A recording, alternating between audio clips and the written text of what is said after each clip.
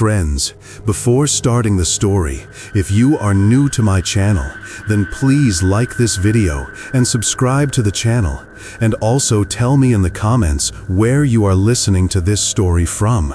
I wish I could tell you this was just another road trip, the kind that starts with cheap gas station coffee, a cooler full of energy drinks, and nothing but horizon in your windshield. But it wasn't.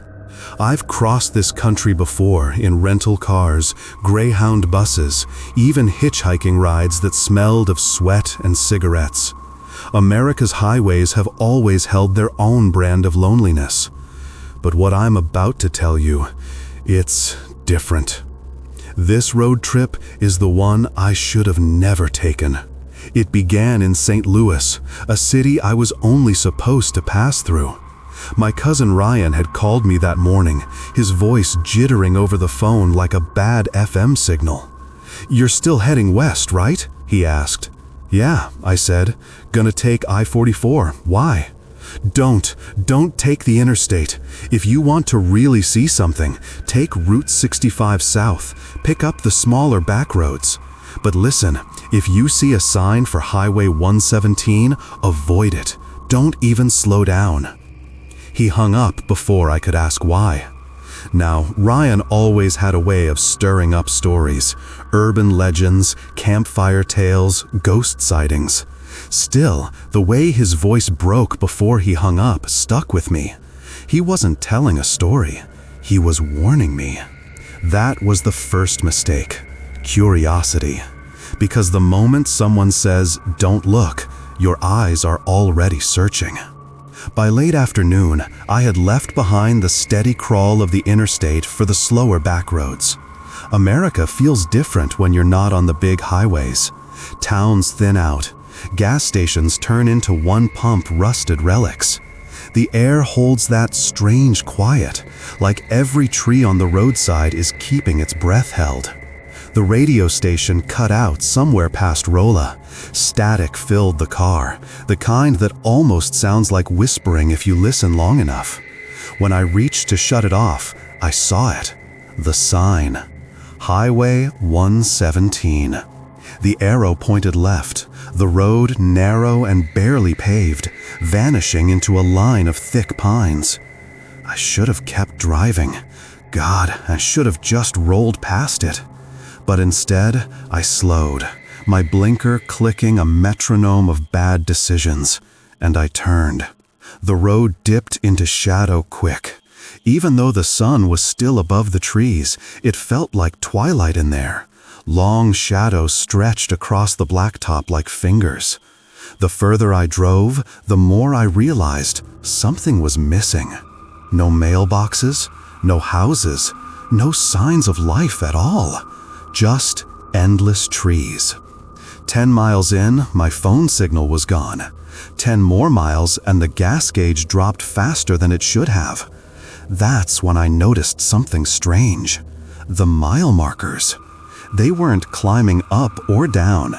Every single one of them said the same thing. Mile 6. Again and again. I pulled over, engine still idling, trying to make sense of it. That's when I heard it. A thump. Not from the car, from outside. Like knuckles against sheet metal. I looked in the rearview mirror, and for half a second, I swear I saw someone standing at the edge of the tree line. But when I turned around, nothing. That was when I realized Highway 117 wasn't just a road. It was a trap, and I had already driven too far in. I sat there in the driver's seat, hand still gripping the steering wheel tighter than it needed to be, staring out into a row of pine trees that didn't sway.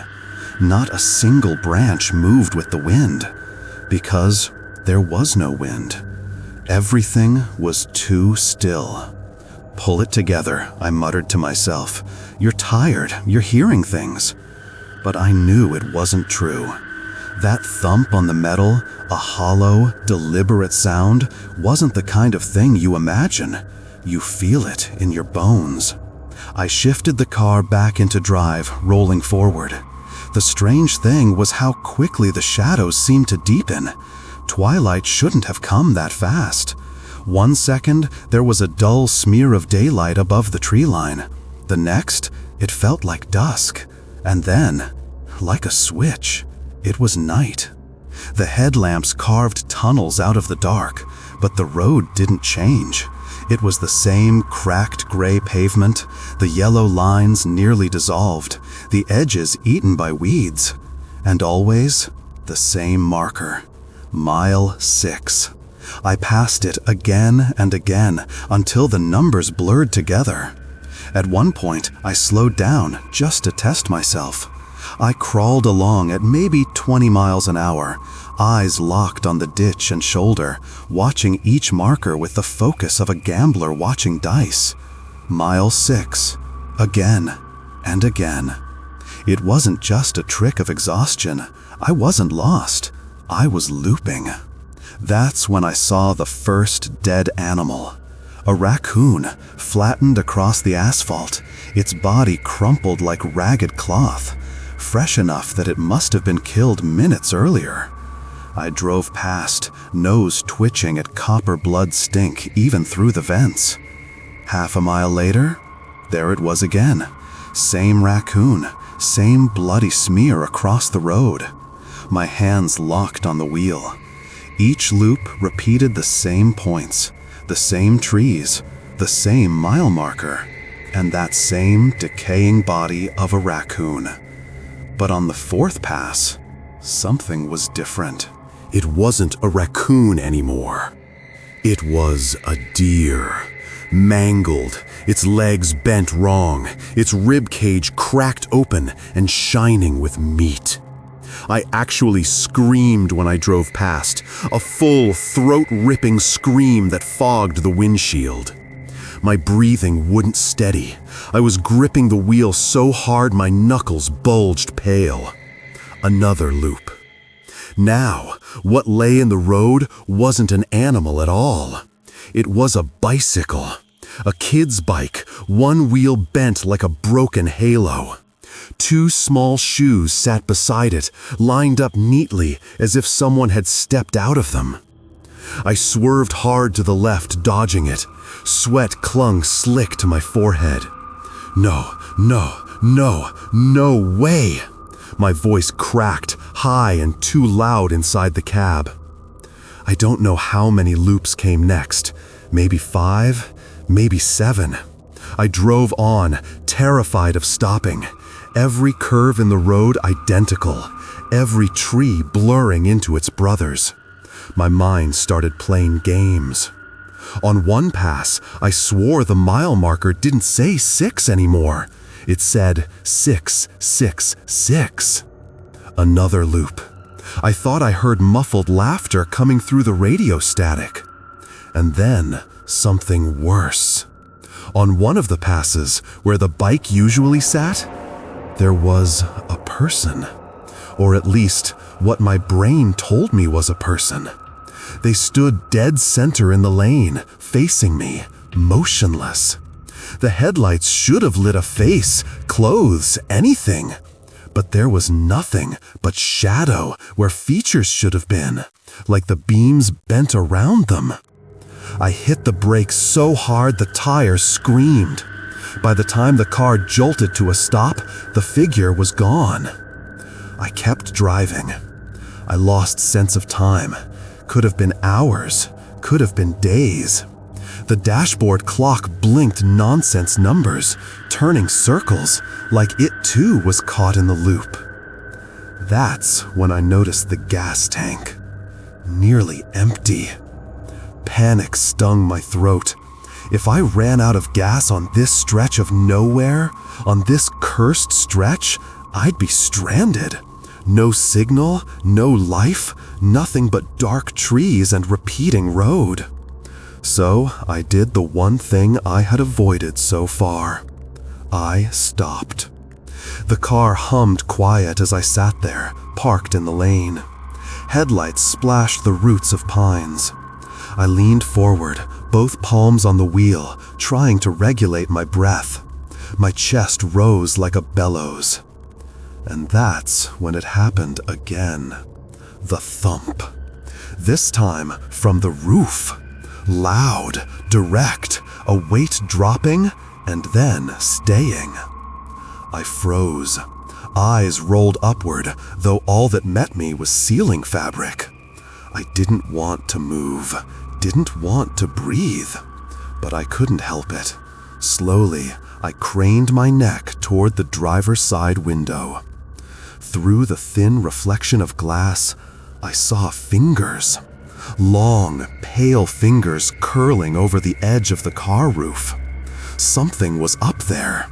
I didn't know if it crouched or lay flat or something else twisted entirely, but it was there. The fingers drummed twice, slow, deliberate. I shoved the car into drive and floored the gas. The engine roared with all it had left, my pulse racing in tempo. I didn't even check the speedometer. I just flew.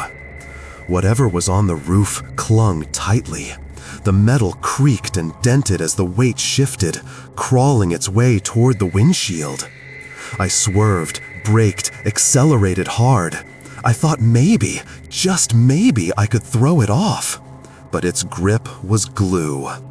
And then, glass cracked. A webbed fracture bloomed across the upper corner of the windshield, precise as a rock hit. But there was no rock, just pressure, fingers pressing down, testing. I screamed again, half plea, half curse. I slammed my palm against the horn. The sound split across the woods, but made no difference. The glass cracked deeper. Finally, I did something reckless. I killed the headlights. Darkness swallowed the car in an instant. No beams, no visibility, nothing but black void. But in that void, the sound stopped. Silence again. When I flicked the lights back on, the roof was empty. No fingers, no weight. The car's hood barely smoked ahead of me. I drove until the gas gauge needle lay flat against empty. That's when the trees broke suddenly, spilling into an opening, where ahead on the side of the road stood a gas station. A perfect old-time gas station, humming with faint yellow light, like it had been waiting. The red E on my gas gauge glowed like a wound as I rolled into the station. Relief should have hit me, but it didn't. Something about the place felt wrong. For one, it looked almost too perfect. Not new, like a modern Chevron or BP, but picture perfect in the way of an old postcard. The kind of gas station you'd expect to see in black and white photos from the 1950s. A squat brick building with a glowing sign, two old-fashioned pumps standing guard out front. But the lights, that was what unsettled me most. The entire place hummed with an amber glow, the kind you get from old filament bulbs flickering overhead. And yet, when I scanned around, there were no power lines, no wires feeding into it from anywhere. Still, I had no choice. I climbed out of the car. My knees shook from too many hours locked in the seat, from fear pressing down on me like gravity made stronger. The sound hit me next, a faint, constant buzzing. Not like electricity, more like flies. The pumps were painted cherry red, polished, one red unleaded and the other leaded, a style decades gone. I reached for the nozzle, half expecting it to crumble to dust in my hand, but it felt real, heavy, cold. "Need a fill," a voice rasped. I jumped sideways so fast I nearly tripped. The man had appeared from his station's doorway, or maybe he was standing there all along and I just hadn't seen him. He was tall, bald under the wide brim of his cap, his uniform grease-stained, with a name patch I couldn't read, even though it was only a few feet away. His face was long, eyes deeply sunken, as if tiredness had buried them into his skull. "Yeah," I croaked, fighting to sound normal. Yeah, tank's almost dry." He stared at me a long moment, too long. Then he nodded once, sharp, and reached for the pump. "I'll get you fixed up," he said. I didn't like the way he said it, like he wasn't talking about my car at all. While he worked, I forced myself to look around. That's when I noticed the car parked off to the side, under the dark edge of the lot. A Chevy Impala, early 60s maybe, but rusted through, eaten in jagged patches, tires deflated. And on the dashboard, wedged under cracked glass, was something that twisted my stomach cold. A children's pair of shoes. Small, dirty, lined up neatly, side by side. The man followed my gaze, his hand on the pump slowed. "Some folks don't make it down this road," he muttered. Then his eyes met mine. "Strange place, isn't it?" I swallowed, my throat felt cut with sand. "You live out here?"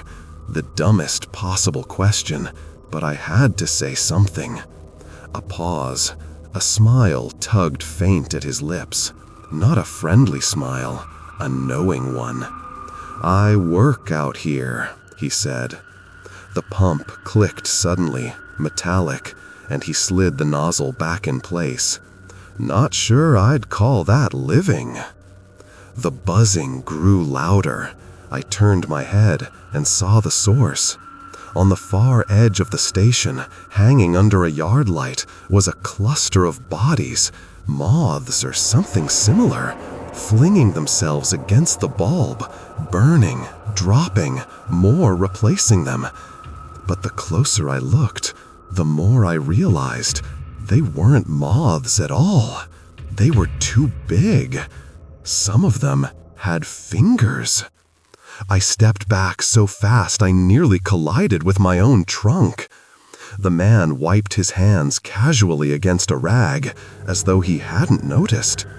"That'll be 32 even," he said. "Do you take card?"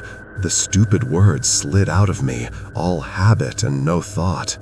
His grin cracked wider. "Son, nobody takes card on this road." I dug bills from my wallet with hands that trembled, gave him more than we'd agreed on, anything to end this. He pocketed it, never breaking eye contact. "Word of advice," he said at last, voice dropping lower. "Don't stop again. If you see anything else on this highway, anyone flagging you down, you keep driving.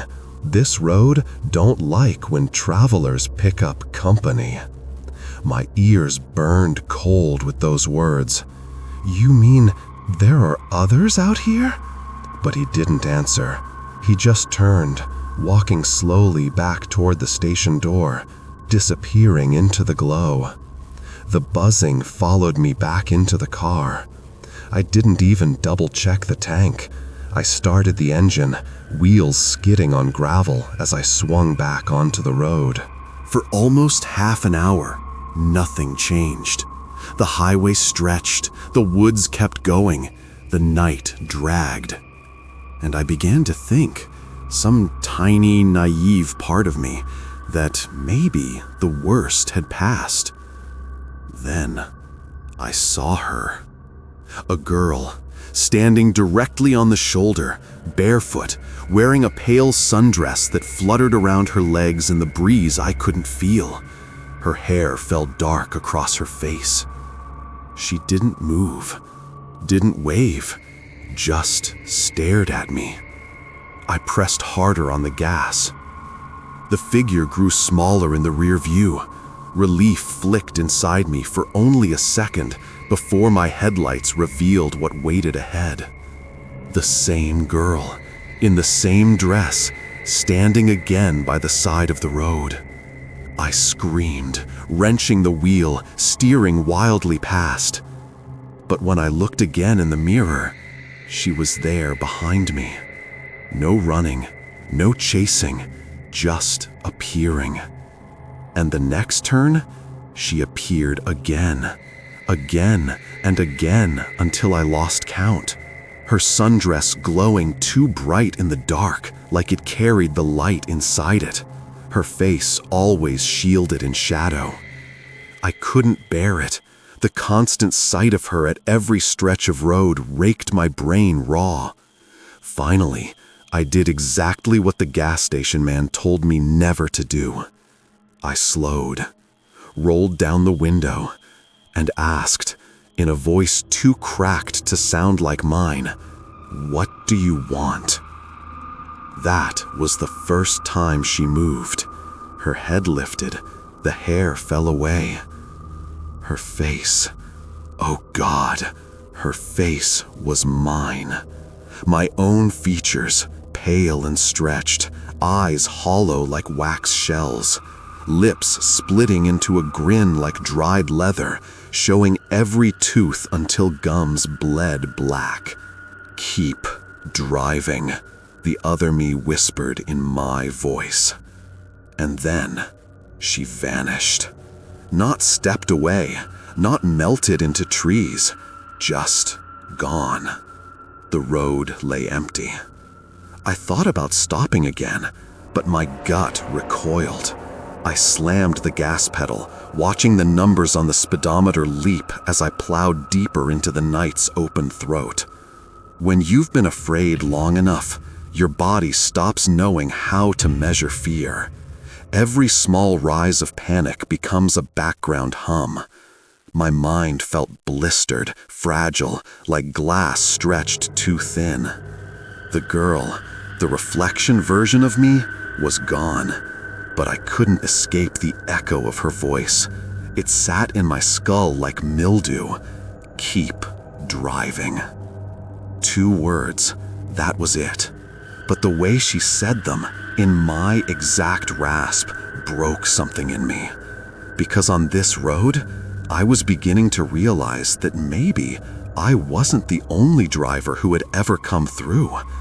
Maybe this highway collected us, made copies, left warnings from those who drove too far before me. And maybe, one day, someone else would see me on the roadside. I gripped the wheel hard, skidding slightly as the road curved. I told myself again, get off this highway, that's all. Just find the end. But the more I thought about an exit, the more I realized how unnatural Highway 117 was. Since I had turned onto it, I hadn't seen a single off-ramp or connecting road. Just endless asphalt, stretching into the same black woods.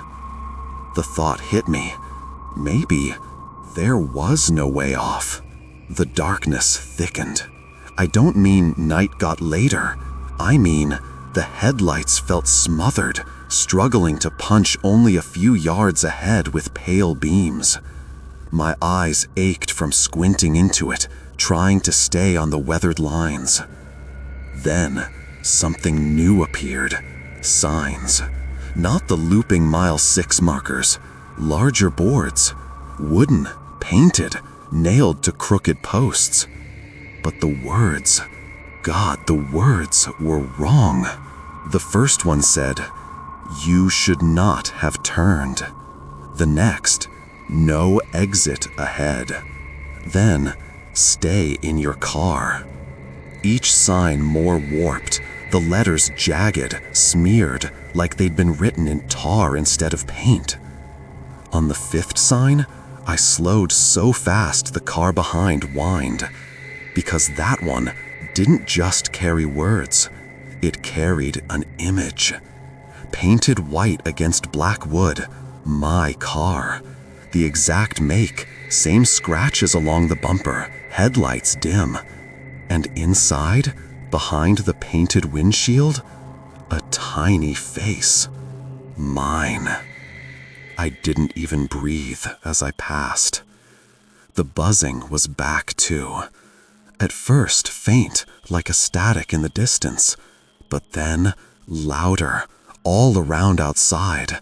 My skin prickled as the sound filled my ears like pressure. Shapes moved in the woods. I caught them in glimpses, between trees, flanking me as I drove faster.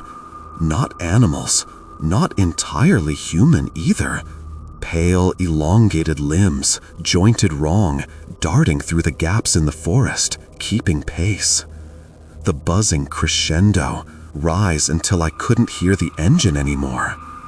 But worst of all, when I risked a glance in the rear view, I saw them clearly. Not moths at all, not insects, not exactly. Dozens, hundreds of pale human heads with black hollow eyes and thin shredded wings shredding behind them, spiraling, lifting. Their mouths gaped open as they flew, generating the sound. The buzzing was their screams, pitched into some radiostatic frequency. I clenched my teeth so hard my jaw felt like it would split. "Stay in the car," I whispered, repeating, "Stay in." But ahead came another problem. The road didn't stretch free forever this time. For the first time since I'd taken it, Highway 117 branched. A fork. Left, completely swallowed in unnatural dark, headlights reflecting back as if the air itself was mirrored. Right, lit faintly, a red neon blinking in the far distance, heartbeat steady. Against my instinct's screaming contradiction, I cut right. The drive stretched. Minutes? Hours? Couldn't tell anymore. The buzzing dimmed behind me, but never disappeared completely, like a migraine waiting to spike again. Finally, the neon sign revealed itself. It read, "Exit." One word, pulsing red. A rush of hope caught fire in my chest, but it burned bitter, because the sign wasn't mounted on metal poles or a gantry. It was fixed into the chest cavity of a thing. At first, I thought it was a tree, but trees don't have rib cages. This thing towered 20 feet high, rooted into the asphalt, skeletal and flesh-stripped, yet somehow alive, its bones illuminated by pulsing veins glowing dim beneath. Its skull bent down low, a cowled shape with jaws forever open. The neon exit blinked from inside its empty ribs like its broken heart. The road beyond it was nothing more than a slash of shadow. I slammed the brakes before I could even think, tires smoked. The creature, or structure, whatever it was, pulsed faintly, rattling in a rhythm, like breathing. And when its jaw moved, I realized it was. It spoke. Not in words carved by mouths, but in static. My radio, still on, erupted loud, filling the car. Did not listen. The voice dragged through like burned tape. I clutched the wheel, my tongue stuck dry in my throat. The radio spat again. Drive or become. That was when I saw them. All along the ditches, the tree line, crouched in rows, figures, dozens of them, men, women, some in modern clothes, some outdated by decades. Every face carrying twisted familiarity, their eyes blasted white, their lips torn. Dead? Not quite. Not alive either. Waiting. Each one smiled as my headlights skimmed over them. And then I realized why the girl I'd seen had my face. These weren't strangers. They were drivers, travelers who'd come down this road, who hadn't listened, who became something fed into the loop. And if I stopped for good now, if I joined them, maybe my face would stand on the side of the road too, smiling, waiting for the next. The towering ribcage thing inhaled again, rattling the neon exit until sparks spat. Some part of me screamed to drive under it. Another begged me to turn back, even if it meant loops, even if it meant the buzzing and the pale shrieking heads again. But here's what I did. I closed my eyes, slammed the accelerator, and drove into the black. Not under the exit sign, straight off-road, straight into trees. Branches cracked, bark screamed across metal, frost-white splinters shattered across the windshield. The car rocked, almost tipped, wheels lifting before grinding again, and I thought, this is it. This is death. But then, silence. When I opened my eyes, midnight was gone. I was on asphalt again, but clean this time. No cracks, white fresh lines, and a green reflective sign glowing ahead. Welcome to Oklahoma, Highway 65. The car throbbed beneath me, battered and dying, but it was back on reality's pavement. No buzzing behind me, no figures in the trees, just wind again, rustling normal leaves. I laughed, I cried, both at once, my face raw against the wheel. By the next station I saw, a normal Exxon, bright in LED. I pulled over, wrote all this down, because I needed proof I hadn't broken completely. But listen, and really listen if you've read this far. If someone you know ever tells you to take Highway 117 in Missouri, don't. If you see the sign, don't slow down. And if, for some reason, you can't avoid it, if you end up on that black highway no matter your choices, then remember this. Stay in your car. Don't stop. Don't listen to the figures on the road. And if you hear buzzing in the trees, floor the gas, because not everyone makes it back. I almost didn't.